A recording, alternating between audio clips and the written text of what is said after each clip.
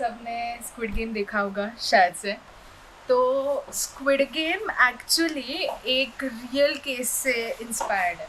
I know it's very hard to believe, क्योंकि Squid Game मतलब ऐसा गेम है कि अगर आप हार जाओ तो इट्स यू नो तो बट ये जो कहानी है पूरी स्क्विड गेम की, ये एक असली घटना पे आधारित है। तो हम उसी केस के बारे में आज बात करने वाले हैं। एंड जिस जगह पे ये हुआ था उस जगह का नाम बुसान है, जो साउथ कोरिया में है। आपने उस मूवी का नाम सुना होगा, a Train to Busan, and उसी पे ये बेस्ड है। So this happened in Brothers Home. जिस जगह पे ये हुआ उसको ब्रदर्स होम बोलते हैं, एंड उसी के बारे में हम बात करने वाले हैं आज। So okay, will talk about that now.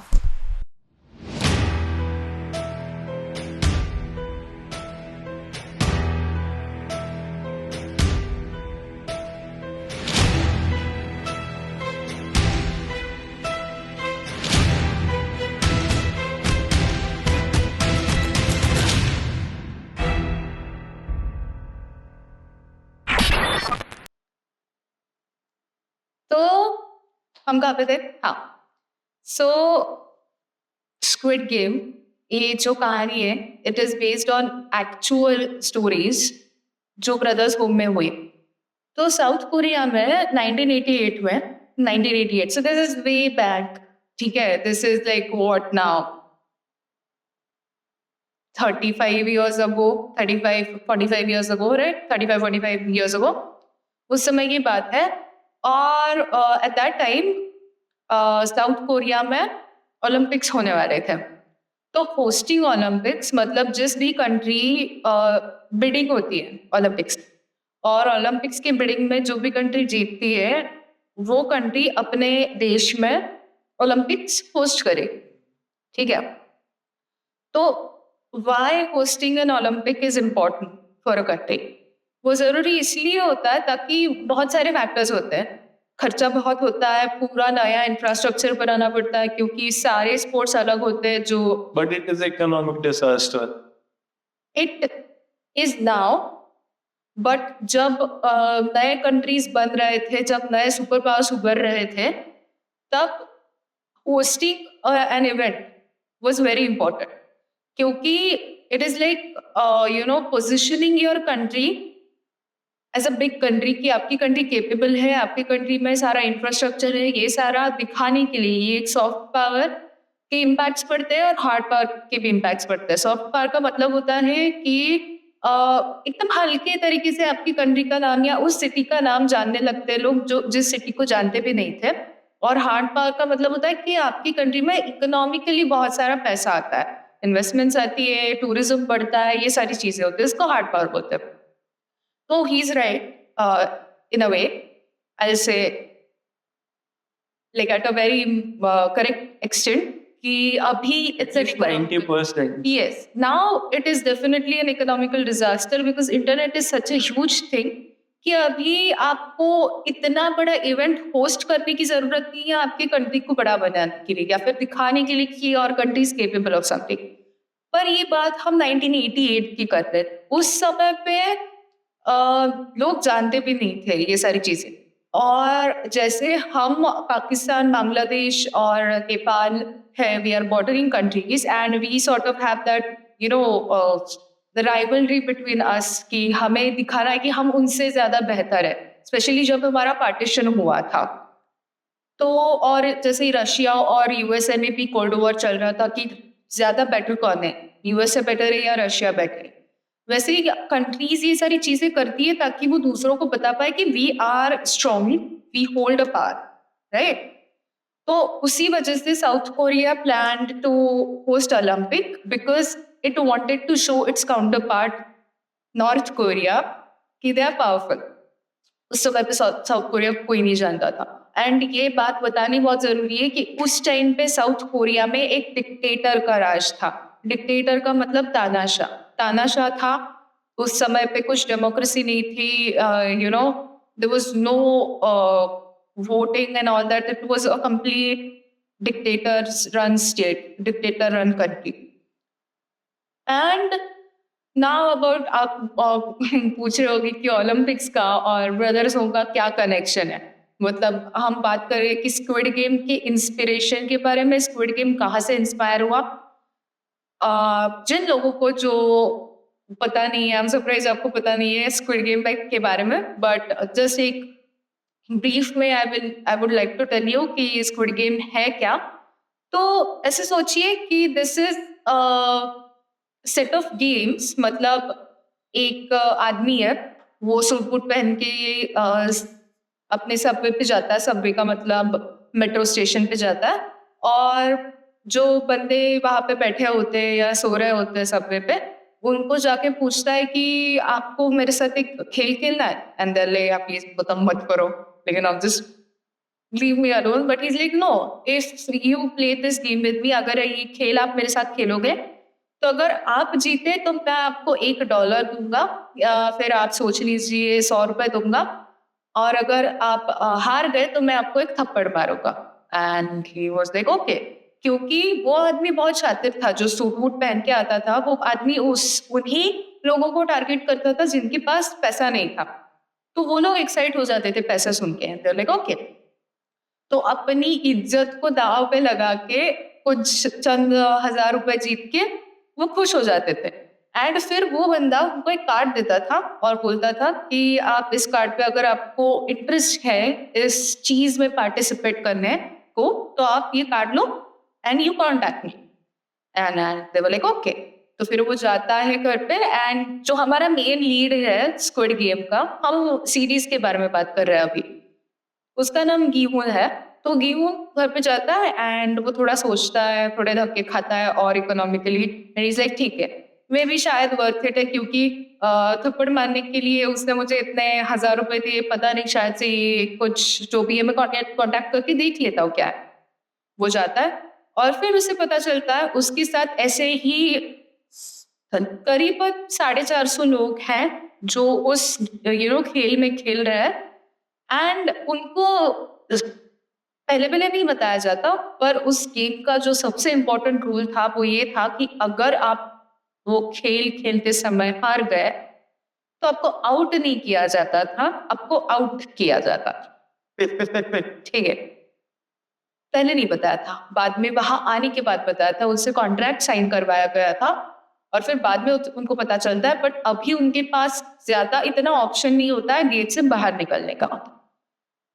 तो ऐसे ही सोचो, जो हमारा आपने अगर देखा होगा अभी हाल फिलहाल में सेकंड सीजन उसका रिलीज हुआ, और सेकंड सीजन में एक सीन है, जो पूरा जो सीजन है वो इस बारे में है कि गेहून अपना रिवेंज लेना चाहता है, क्योंकि उसने वो गेम जीत लिया और he is now $40 million rich. 350 crore रुपए वो आदमी जीतता है, गेहून जीतता है, और वो वापस घर जाता है। पर उसको इतना सदमा पहुंचा था वो सारे खेल खेलने के बाद कि उसे बस जानना था कि ये कौन बुरे इतने नीच आदमी है जो ये सब करा रहे, क्योंकि वो इतनी बड़ी फैसिलिटी थी उस फैसिलिटी को चलाने के लिए, क्योंकि उन लोगों को तो फ्री में उठाया जा रहा था। तो कोई तो होगा जो इस गेम को फंड कर रहा है, कोई तो होगा जो इस सब को फंड कर रहा है, क्योंकि बहुत अच्छा इंफ्रास्ट्रक्चर, उनको खाने को सारा गार्ड, सिक्योरिटी रूम, सेफ्टी सब कुछ था, everything was there neat proper. तो कुछ कोई तो लोग होंगे जो इसको फंड करते होंगे, तो उसको वो पता करना था कि कौन लोग हैं जो इस गेम को फंड कर रहा है। तो वो सेकेंड सीजन जो है पूरा उसी पे बेस्ड है कि गेहून जा रहा है और ढूंढ रहा है कि मुझे पता करना है ये सारे चीज के पीछे कौन। तो सेकेंड सीजन के एक सीन में जो पहला एपिसोड है या दूसरा एपिसोड है मुझे याद नहीं, उस एपिसोड में जो पहले सीजन का रिक्रूटर था, जो सूट पहना हुआ आदमी था, वो आता है और एक पार्क में जाता है। उस पार्क में बहुत गरीब लोग बैठे होते हैं, और एक गरीब इंसान के पास वो जाता है और उससे 2 ऑप्शन देता है। एक हाथ में वो ब्रेड रखता है और एक हाथ में वो लॉटरी का टिकट रखता है, और उस आदमी के आगे हाथ करता है, बोलता है कि choose one. And that person is like, वो थोड़ा हिचकिचाता है, पहले ब्रेड की तरफ हाथ लगाता है, बट फाइनली वो लॉटरी टिकट लेता है। लॉटरी टिकट लेने के बाद उसको वो एक सिक्का देता है, पर वो हार जाता है। ऐसे ही करके वो बहुत लोगों के पास जाता है, और मेजॉरिटी ऑफ द पीपल जो गरीब लोग थे वो सारे लॉटरी टिकट लेते, ना कि वो ब्रेड लेते, and none of them win. फिर जो रिक्रूटर था वो पार्क के बीच में आता है, वो सारा ब्रेड नीचे डालता है और उस पर पैर देने लगता है जोर जोर से, पूरा डिस्ट्रॉय कर देता है ताकि वो कोई खा ना पाए। और जो सारे गरीब लोग बैठे थे बोले, अरे इतना अच्छा ब्रेड रखा है, अब क्यों इसको डिस्ट्रॉय कर रहे हो? एंड ही वाज लाइक कि मैंने आप लोगों को ऑप्शन दिया कि इधर आप ब्रेड चुनो या फिर लॉटरी टिकट चुनो। आप लोगों ने खुद ब खुद उस खाने को जो आपको अभी आपका ब्रेड भर सकता था, आपने उसको डिक्लाइन किया, तो इसलिए यू आर द वन जिन्होंने ये डिस्ट्रॉय करा है। तो हमारी जो कहानी है, जो असली कहानी है, वो भी ब्रेड से ही चालू होती है। सो जो हमारा मेन कैरेक्टर है हान, उसने ये किताब लिखी है जिसका जो कोरियन लैंग्वेज में है, बट ऑब्वियसली इसका ट्रांसलेटेड वर्जन भी है इंग्लिश में। तो उसी पे बेस्ड हमें पता चली बहुत सारी चीजें कि Squid Game is based on real life stories. So surviving child उस किताब का नाम है, and Han is are you can say main character, but not really, because जो स्क्विड गेम है आपको पता है वो फिक्शनल है, आपको पता है वो शूट किया गया है, आपको पता है वो असली लोगों को किया नहीं जाता है। बट ये कहानी में असली में लोग चले जाते हैं इस दुनिया से, क्योंकि यूट्यूब बहुत ज़्यादा स्ट्रिक्ट हो गया है मोनेटाइजेशन के हिसाब से। तो मैं जो शब्द का इस्तेमाल कर रही हूँ वो बहुत ज़्यादा सोच समझ के इस्तेमाल करती हूँ, तो मैं डायरेक्टली नहीं बोल सकती बहुत चीज़ें, बट आई होप अगर थोड़ा तोड़ मरोड़ के मैं बोलूँ तो आप समझ लो कि मैं क्या बोलने का ट्राई कर रही हूँ। तो हान एक 14 साल का बच्चा है, उसके पास एक एक आदमी आता है, लड़का नहीं, एक आदमी आता है बड़ा सा, उसकी कंधे पे हाथ रखता है, लाइक तूने ये ब्रेड कहाँ से चुराया? एंड ही इज लाइक कौन सा ब्रेड? लाइक तुम्हारे जो बैग में। लाइक मैंने चुराया नहीं है, मेरे कैंटीन में एक्स्ट्रा पड़ा था तो मैंने ले लिया। एंड ही इज लाइक नहीं तुम झूठ बोल रहे हो, तुमने ये ब्रेड चुराया। एंड ही वाज लाइक नहीं मैंने सच में ब्रेड नहीं चुराया है। वो 14 साल का बच्चा है, उसको अकल नहीं है कैसे बात करनी है, कैसे डील करना है, कौन आदमी आ रहा है, कैसे बात कर रहा है, अचानक से पता नहीं। एंड वो उसको खींच के लेके जाता है एक सुनसान सी गली में, जहाँ पे वो लाइटर जलाता है उसके अंदरूनी भागों के पास, बहुत ज्यादा। What? या एकदम मतलब पास। Why? और उसको पूछता है ये ब्रेड तुमने कहाँ से चुराया? अभी उस लड़के के पास 2 ऑप्शंस थे, एक तो डैमेज योरसेल्फ, अपने आप को खुद को हानि पहुंचाओ, या झूठ बोलो जो कि तुमने किया ही नहीं है, जो क्राइम तुमने किया ही नहीं है वो एक्सेप्ट करो। एंड फिर वो एक्सेप्ट कर लेता है कि वो पास लेके आता है लाइटर उसके अंदरूनी भागों के पास, एंड वो चिल्लाने लगता है हाँ ठीक है मैंने चुराया ब्रेड, मैंने चुराया। And then he is like okay, वो उसको खींच के लेके जाता है और एक ट्रक में फेंक देता है और वो ट्रक का दरवाजा बंद कर देता है। नाउ माइंड यू, ये ट्रक वो वाले ट्रक से जिसमें गाड़ियां भर के लेके जाती है, बड़े वाले जो कार्गो, जो हमारे क्या बोलते हैं उसको, कार्गो कंटेनर्स है, कार्गो कंटेनर्स को Container. यस जिस Ship ट्रैवल container. करते हैं, करेक्ट, जिनको कैरी करती है वो वाली ट्रक्स, वैसे वाले बड़े से ट्रक में उसको फेंक दिया जाता है 14 साल के बच्चे को, और वो ट्रक चलने लगती है। एंड आपको पता है जैसे अगर समहाउ आपके घर में सारी लाइटें चली गई तो एकदम अंधेरे में कुछ दिखाई नहीं देता, पर थोड़ा थोड़ा जैसे आपकी आंखें अडाप्ट करती हैं तो आपको अंधेरे में भी थोड़ा थोड़ा दिखने लगता है। आपने नोटिस किया अगर लाइट चली गई तो कुछ दिखता नहीं है, पर थोड़ी देर बाद कुछ कुछ चीजें फिर दिखने लगती है। हमारी आंखें उस रोशनी में अंधेरे में भी थोड़ी सी रोशनी ढूंढने की कोशिश करती है और चीजें देखती है। थोड़ी देर बाद जब उसकी आंखों ने अडाप्ट किया तो उसे दिखा कि वो अकेला नहीं था, उसके साथ करीबन 20-30 या शायद 40 और बच्चे थे, बच्चियां थी, आदमी, इंसान, औरतें, बूढ़े, पता नहीं, पर करीबन 40 लोग थे उस कंटेनर में। और वो जो ट्रक थी वो बहुत तेजी से चल रही थी। तेजी से चल के वो एकदम से रुक जाती और वो ट्रक का दरवाजा खोला जाता है। बोलने के बाद उन सबको बाहर निकाला जाता है और बोला जाता है कि कोई भी कुछ सवाल नहीं पूछेगा, कोई भी कुछ आवाज भी नहीं अपनी उठाएगा। और एक सब गार्ड्स के पास, जैसे स्क्विड गेम में वो पिंक कलर के सूट्स पहने हुए गार्ड थे, वैसे ही इन लोगों के पास भी गार्ड्स थे और उनके हाथ में एक बैट थी जिसपे लिटरल उनके निशान थे। स्टार्टिंग में जो ग्रीन लाइट रेड लाइट का गेम होता है उसमें जैसे उनको ऐसे एक खुले मैदान में लिया जाता है, वैसा ही खुला स्टेडियम जैसा कुछ बना था और उसके आसपास ये सारी बिल्डिंग्स। नाउ हान को वो लेके जाते हैं एंड एक रूम में पुश कर देते। उस रूम में बंक बेड्स थे, बेड के ऊपर बेड के ऊपर बेड के ऊपर, एग्जैक्टली जैसे स्क्विड गेम में दिखाया गया है। सो ये स्पेकुलेशन नहीं है कि शायद से squid Game is based on this, but it is very, आप जैसे आगे आगे सुनोगे ये बहुत ज्यादा ब्रूटल है जो सच में हुआ। और स्क्विड गेम बहुत ज्यादा आपको रिजेम्बलेंस आपको दिखने लगेगा। तो बहुत सारे बंक बेड्स थे, सबके हाथ में जैसे आपको जेल होने के बाद हाथ में एक पर्ची सी दी जाती है जिसपे आपका नाम और एक नंबर कुछ लिखा, कुछ तो बोर्ड जैसा होता है, राइट? स्लेट, करेक्ट, स्लेट होती है। उनके हाथ में कुछ पेपर सा दिया था और उसपे बस नंबर्स लिखे थे। वो इस सब जीते जागते लोगों को अब से उनके नाम से नहीं बल्कि उनके नंबर से, जो कुछ भी उनको नंबर अलॉटेड होगा उस नंबर से बुलाया जाए। वैसी ही एक चिट्ठी, उस नंबर की चिट्ठी उनके कपड़े पे लगी थी। एंड माइंड यू, ये सारे लोगों ने पूरे ब्लू कलर के जंप सूट्स पहने हुए थे, जैसे स्क्विड गेम में हरे कपड़े पहने थे, ऐसे ब्रदर्स होम में, इस फैसिलिटी को by the way brothers welfare home बोला जाता है। अच्छा वेलफेयर हो रहा है। अभी तूने कुछ नहीं सुना है आगे। It is so brutal.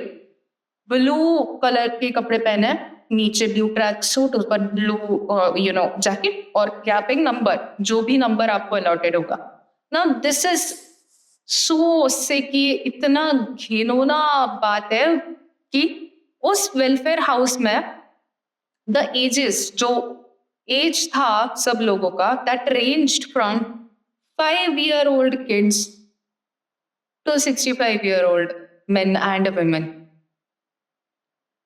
ज्यादातर बच्चे थे, उससे ज्यादा तादाद में यंग अडल्ट्स थे, मतलब करीबन 18 साल से 25, 26, 27 साल तक के। और उसके बाद डायरेक्टली जो बहुत कम तादाद में थे वो बूढ़े लोग थे, बट ज्यादा पॉपुलेशन जो थी वो यंग अडल्ट्स की या फिर बच्चों की थी। This is very sick, remember this fact. जो हमारा हान जो कैरेक्टर है वो खुद 14 साल का था उस समय। नाउ इस फैसिलिटी में बहुत चीजें होती थी, बोलना बहुत मुश्किल है ये सारी चीजें, क्योंकि हम इमेजिन भी नहीं कर सकते उनको कैसा फील हुआ होगा या फिर कैसा लगा होगा, या फिर हम कुछ इमेजिन नहीं कर सकते। बट कुछ जितना इमोशन के साथ या फिर जितना हो सके मैं ट्राई करूंगी वो चीज बताना। कुछ गेम्स खेले जाते थे वहां पर ना। स्क्विड गेम में गेम्स खेलने का पर्पस, अगेन यहाँ पे मैं कुछ भी जस्टिफाई नहीं कर रही हूँ कि अगर स्क्विड गेम जैसा कुछ असली में होगा या फिर हो रहा होगा तो वो सही बात है या फिर वैसी चीजें होनी चाहिए। पर स्क्विड गेम में जीतने का कुछ पॉइंट था, राइट? आपको पैसे मिल रहे थे। यहाँ पे कुछ पॉइंट नहीं है। तो क्या है? You die. तो किस लिए? यू नो, आगे आगे पता चलेगा क्यों ये सब हुआ, क्यों करा गया। बट अभी हम कुछ खेलों के बारे में डिस्कस करेंगे, जैसे ये जो खेल खेले जाते थे, उसको खेल भी नहीं बोलना चाहिए, मर्डर गेम। यस, टेक्निकली जो उसने बोला। तो पहला गेम था, उसको हान ब्रिज बोला जाता था। हान इज अ रिवर, कोरिया में, साउथ कोरिया में हान रिवर है और उसके ऊपर ब्रिज है। तो आपको बेसिकली क्या करना है, आपको ऐसे खड़े होना है एक दूसरे के आगे, जैसे हम स्कूल में खड़े होते थे ना, 1 हैंड्स डिस्टेंस, दोनों हाथ से करना है, ठीक है। सामने वाले आदमी के कंधे पे हाथ रखना है और पुशअप के पोजीशन में झुकना है, लेटना है, और जो पीछे आपके आदमी खड़ा है उसके पैर, मतलब आपके पैर उसके शोल्डर पे या फिर बैक पे हो। Can you imagine that? तो एक आदमी ऐसा एक आदमी ऐसा है, ठीक है, लेटा हुआ, वो पुशअप के पोजीशन में, सोच रहा हूँ। ये दूसरा आदमी है जिसके हाथ और सिर उस आदमी के पैर पे, ठीक है। नाउ इसका पैर उसके कंधे पे, तो ऐसे करके, मतलब पुशअप का सारा ऐसे ब्रिज बना होगा और उसका पैर इस पे। So you are like this. Please comment जिसको समझा। या सो बेसिकली आपको ब्रिज बनाना है, सबके हाथ ऐसे होंगे और पैर ऐसे दूसरे के पीछे पीछे पीछे कंधे पे ऐसे ऐसे रख के जाएंगे, so पूरा। And this is not with 50 और 60 पीपल, ये हो रहा है करीबन 1000 या 1500 लोगों के जरिए। ये जो ब्रिज बनाया जा रहा है, सोपर व्हाटएवर हेल दिस इज, वो बनाया जा रहा है और 1500 या फिर 2000 लोगों का ब्रिज बनाया जा रहा है। उसके उन लोगों के ऊपर, मतलब जो लेटे हुए हैं हाथ के बल, जो ऐसे पुशअप करके पोजीशन में लेटे हुए हैं, उनके पीठ के ऊपर से ये गार्ड्स चल के जा रहा है, जस्ट फॉर फन, कोई पर्पस नहीं है, मजे के लिए। और इसमें अगर आप हिलोगे थोड़ा सा या फिर आपकी वजह से वो चेन ब्रेक हो जा रही है, वो ब्रिज ब्रेक हो जा रहा है, आपको करीबन इतना पीटा जाएगा, इतना बुरे तरीके से पीटा जाएगा कि आप जाने के हालत में आ जाओगे, उतना पीटा जाएगा। ये एक गेम था।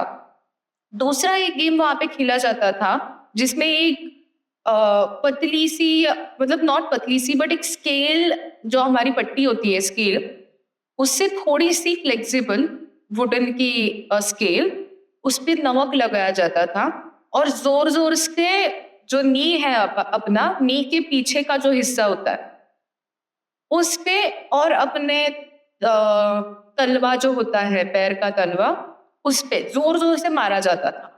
नाउ यू माइट आस्क, उस पे नमक क्यों लगाया जाता था? क्योंकि मारने के बाद आपकी जो स्किन है वो ब्रेक हो जाती है और वो ब्रेक होने के बाद उसमें सीधा नमक चला जाता है। So this was one form of torture games जो खेला जाता था। गार्ड्स खेलते थे, purpose was to have fun, no other purpose. और एक गेम था जिसको किम्पाप रोल बोलते थे। Now kimbap is a triangular खाने की एक सैंडविच नहीं बोल सकते, not a accurate depiction, but मैं एक फोटो डाल दूंगी किम्पाप का। ऐसे किम्पाप रोल होता है जो कोरिया में बहुत ज्यादा फेमस है। तो किम्पाप रोल करके एक गेम वो खेलते थे जिसमें एक इंसान को चद्दर में लपेटा जाता था।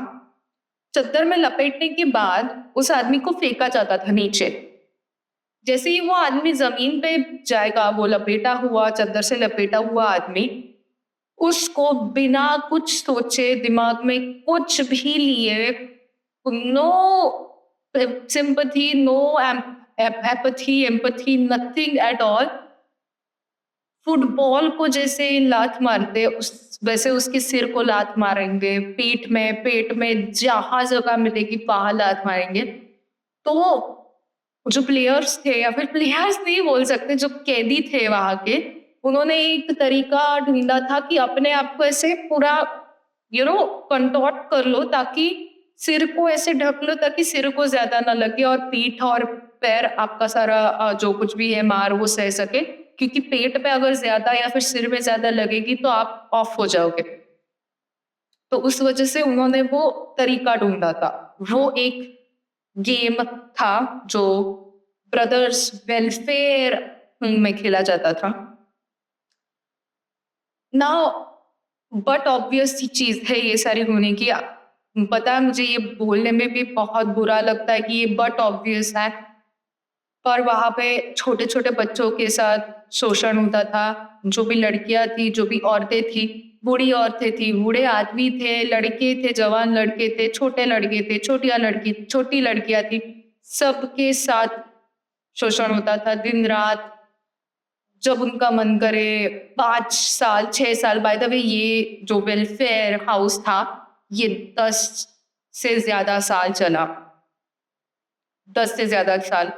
बहुत लोगों ने ट्राई किया। और जो ये मैंने बोला बीच में स्टेडियम सा था, उसके आजू बाजू 60 से कुछ करीबन अपार्टमेंट्स थी, खंडर अपार्टमेंट्स थी, और उनके आजू बाजू करीबन 160 से ऊपर फीट के दीवारें लगाई हुई थी, ताकि कोई भी एस्केप करने के बारे सोचे भी ना। तो बहुत लोगों ने खुद से ही अपनी वो ऑफ हुए। चल, मैं डायरेक्टली वो नहीं बोल सकती, बट आई होप आप समझ पा रहे होगे। बहुत ऐसे टॉर्चरस गेम्स खेले गए। एक दिन गार्ड्स रूम में आए और उन्होंने बोला कि ये जो भी खाएगा, आज के दिन उनके ग्रुप में कोई भी आप गेम नहीं खेलेंगे। तो सब डर गए और एक्साइट भी हुए, कि डर गए क्योंकि पता नहीं ये क्या था, और एक्साइट हुए क्योंकि आज तो इनको उस दर्द से जाना नहीं पड़ेगा। एक छोटा बच्चा, करीबन 5 या 6 साल का बच्चा, वो भाग के आता है और बोलता है कि मैं खा लूंगा। नाउ जो आजू बाजू के उसके ग्रुप के लोग थे वो सरप्राइज नहीं हुए इस चीज से। रीजन वॉज कि वो बच्चा इतना भूखा था उस फैसिलिटी में, फैसिलिटी नहीं बोल सकती मैं, उस जेल में, उसको नाम फैसिलिटी दिया है, वेलफेयर होम सेंटर और व्हाटएवर, बट उस जेल में वर्स देन जेल, उसमें खाने के लिए भी अच्छे से नहीं था। तो वो जो वहां के लोग थे, वो एक दिन, अब उनको ही ऐसा रूल था कि जो लोग वहां पे रहते हैं उनको ही उनका जो कुछ भी है वो साफ करना पड़ेगा। टॉयलेट्स हो, जेनिटर्स रूम हो, बाथरूम्स हो, अपने बेडरूम्स हो, किचन हो, कुछ भी हो, खाना पकाना है, सब कुछ करना है। गार्ड्स की कान चाटने हैं, जो भी करना है सब कुछ उनको ही करना है। तो एक दिन वैसे ही वो उस बच्चे के ग्रुप के लोग कर रहे थे, और उन्होंने देखा कि वो बच्चा ऐसे दोनों पैरों पे नीचे बैठा हुआ है और किसी चीज को हाथ में पकड़े हुआ है। तो उन्होंने पूछा, व्हाट आर यू डूइंग? उसने वो चीज एकदम से निगल ली। वो चीज जो थी वो चूहे का बच्चा था। उसने वो चूहे का बच्चा खा लिया क्योंकि खाने की इतनी कमी थी। वहां पे लोग कीड़े खा रहे थे क्योंकि कुछ तो प्रोटीन, कुछ तो न्यूट्रिशन उनके बॉडी को मिले। जो भी कुछ ऐसे लोग थे जो वहां से बच के बाहर निकल पाए, भाग पाए, उनकी हालत इतनी खराब थी कि इट वाज हिरेंडस। तो क्यों? बात करेंगे आगे। That's, I don't want to say that's it's a suspense, but उसके बारे में अभी डिस्क्लोज नहीं करूंगी, थोड़ा आगे बात करेंगे उस चीज का। तो उस बच्चे ने वो चूहे का बच्चा, जितना बच्चा मरा नहीं था, बच्चा चूहे का, उसको जिंदा निगल लिया था। तो वो बच्चा उठ के जाता है, और जो भी वो गार्ड ने पकड़ा हुआ था हाथ में, जब उसने बोला था कि जो भी ये चीज खाएगा, अगर आपके ग्रुप में से किसी ने खाया तो हम आपको गेम्स नहीं खेलेंगे आपके साथ, वो थी सांप की चमड़ी। और वो बच्चे ने वो निकल ली, और उस दिन सुकून की नींद नहीं, पर नींद के थोड़ा सा करीब जो कुछ भी हो सकता है वो उनके ग्रुप को मिला था। और एक बहुत बुरा गेम था उसमें, जो था, जो बंक बेड्स स्क्विड गेम में दिखाए गए थे ना, एग्जैक्टली वैसे ही बंक बेड्स करीबन 7 8 6 7 8 9 10 बंक बेड्स एक के ऊपर एक रखे गए थे। और उसमें से एक गेम था जिसमें एक बंदा जाएगा एकदम ऊपर वाले बंक बेड में, और उसका जो रेलिंग होगा उस पे अपने पैर रखेगा और ऐसे नीचे लटकेगा, इस अपने तलवे के सपोर्ट से ऐसे बेड के ऊपर ऐसे फिर लटकेगा। सो वो अगर गार्ड ने जितनी देर बोला है उतनी देर अगर वो बंदा या बंदी या फिर बच्चा बच्ची जो कुछ भी होगा वो अगर लड़के नहीं रह पाएंगे तो वो उस 10 माले की इमारत से समझ लीजिए, क्योंकि उतनी ऊंची होती थी, वो वहां से डायरेक्ट जमीन पे गिरेंगे। और तो फिर वो बेजान जो शरीर थे उनके साथ क्या होता था वो हम अगले एपिसोड में बात करेंगे उसके बारे में। अभी हम बात करेंगे उस चीज के बारे में जिसके बारे में जानने के लिए बहुत आतुर है मेरे को होस्ट, और शायद Your audience. शायद मेरी ऑडियंस भी, कि क्यों उनको ले जाया गया वहां पे। तो उसका जो रीजन था that was, I will start from squid game, कि स्क्विड गेम पे क्यों ले जाया गया। उसका मेन रीजन था अमीर लोगों की एंटरटेनमेंट। अमीर लोगों को रियलिटी शोज, बिग बॉस या फिर जो कुछ भी शोज होते हैं, मास्टर शेफ और शार्क टैंक और व्हाटएवर, वो शोज इनफ नहीं है फॉर एंटरटेनमेंट। तो गरीब लोगों को एक दूसरे के साथ मरते दम तक हाथापाई करते हुए उनको देखने में मजे आते। बेसिकली यही रीजन है पूरे स्क्विड गेम के पीछे। कुछ चंद अमीर लोग ये गेम को फंड करते हैं, गरीब लोगों को उठाते हैं और फिर जानलेवा उनके साथ गेम्स खेले। और उससे कहीं ज्यादा कॉम्प्लेक्स ब्रदर्स होम के पीछे का रीजन है। जैसे मैंने शुरुआत में बात की ओलंपिक्स की, 1988 में कोरिया में ओलंपिक्स होने वाला था। और बाय द वे ये चीज हमने हमारे भारत देश में भी नोटिस की है कि जब G20 समिट हुआ था, होस्ट किया गया था इंडिया में, उस समय पे जो तबका था गरीब लोगों का उनको लिटरली ढका गया था, क्योंकि वो प्रेजेंटेबल या फिर सुंदर, they were not beautiful enough. Rather than improving your poverty, आपके गरीब तबके को अच्छा करने की बजाय उसको ढकना, ये कुछ नई बात नहीं है। तो आप समझ लीजिए वैसा ही कुछ साउथ कोरिया में किया जा रहा था।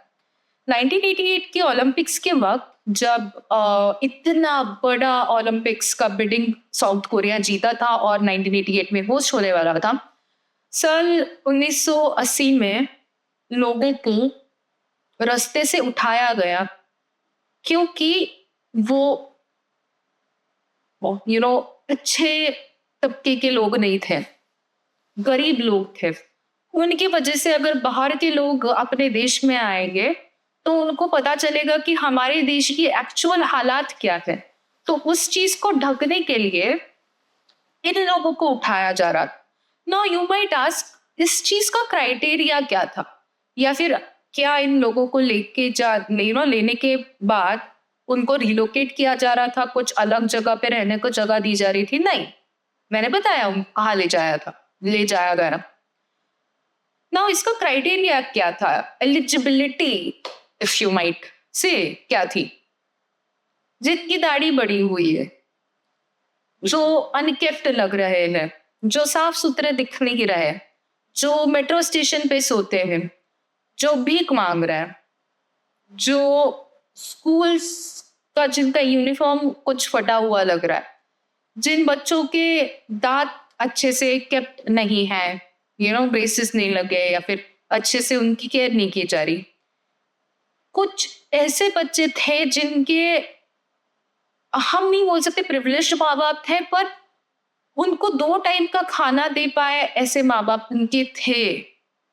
उन बच्चों को किडनैप ही बोलूंगी मैं, किडनैप किया गया और ब्रदर्स होम में लाया गया। And this entire brothers home welfare was funded by South Korean government. This entire thing was funded by South Korean government. उन बॉडीज के साथ क्या हुआ, जो लोग बचे वो लोग आज कहाँ हैं? और ये सारा क्या देखने के पैसे कोई दे रहा था? क्या इस चीज के पीछे बस साउथ कोरियन गवर्नमेंट थी या फिर और कुछ बिलियनर्स मिलियनर्स थे जिनको गरीब लोगों की दुविधा सफरिंग देखने में मजा आता है, ऐसे लोग थे। इस सब के बारे में हम अगले 2 एपिसोड्स में बात करेंगे। नेक्स्ट एपिसोड में we will talk about majorly वो सारी बॉडीज के साथ क्या हूँ, और लास्ट एपिसोड में वी विल टॉक अबाउट कि ये सब कौन फंड कर रहा था या सिर्फ साउथ कोरियन गवर्नमेंट इसमें इन्वॉल्व थी, या कुछ मिलियनर्स बिलियनर्स थे जो इन्वॉल्व थे। And for now we will end this show. I hope you guys enjoyed today's episode, and I will meet you in the next episode. Till then, take care of yourself and keep kalpanaming. Bye bye.